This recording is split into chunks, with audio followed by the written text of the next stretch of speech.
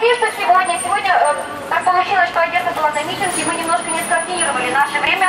Вообще сегодня всеукраинская акция «Непокоры», всеукраинская акция неповиновения будет проходить с 4 вечера до 7 вечера. Вы не русский?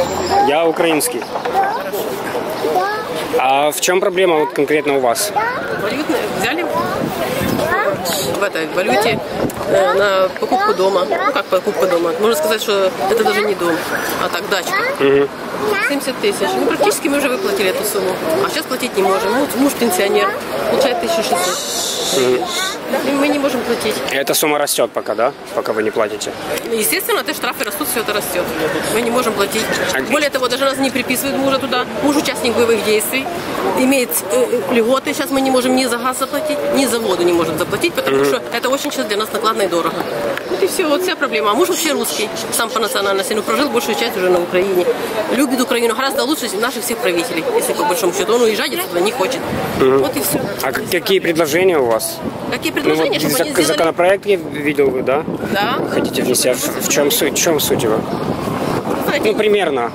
Чтобы сделали наполовину. В чем суть законопроекта, который? В том, чтобы перевести кредиты на момент подписания договоров.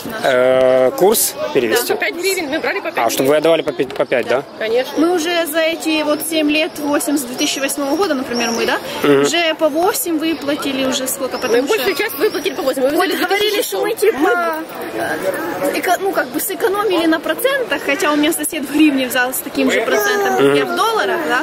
Но плюс еще на росте курса я уже столько попала. А какую сумму вы брали? Я взяла 37 тысяч долларов. И сколько нужно вернуть?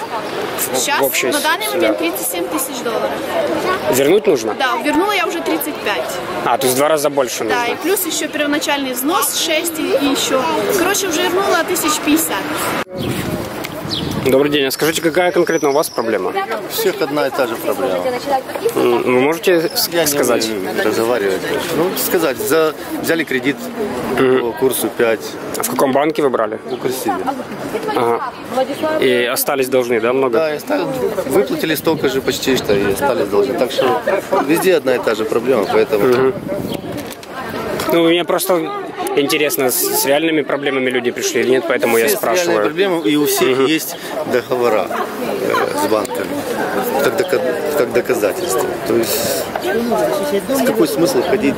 Ну, смыслы разные бывают, да. Нашим бандитским государством. Это в жизни. Когда в жизни. Не надо. Нет, самое интересное, наша страна стремится в Европу, да? И вся Европа живет в кредитах. Вся Европа. Это по жизни. Они живут в кредитах.